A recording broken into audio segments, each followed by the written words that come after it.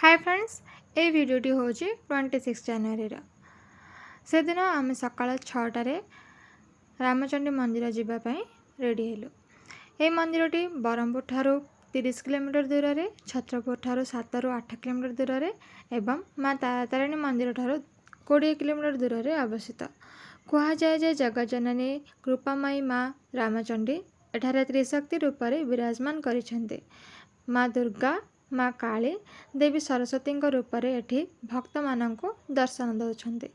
मंदिरटी ऋषिकुल्या नदी कूल पहाड़ उपरे नीलाद्रिपुर नामक एक ग्राम अवस्थित।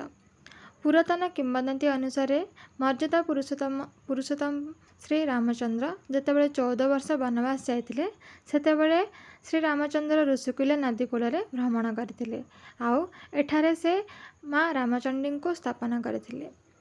सबुठारु आश्चर्यर कथा है जे एठारे माँ पाखरे आमिष भोग मध्य कराए।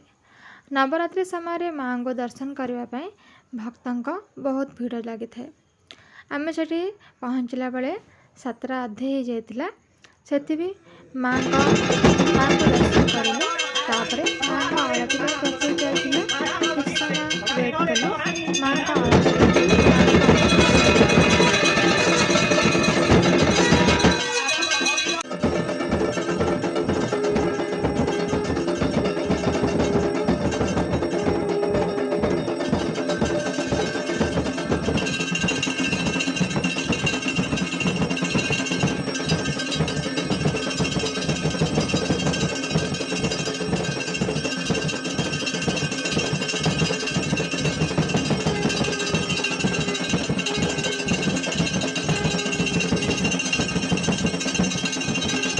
मंदिर चारिड़े प्राकृतिक सौंदर्य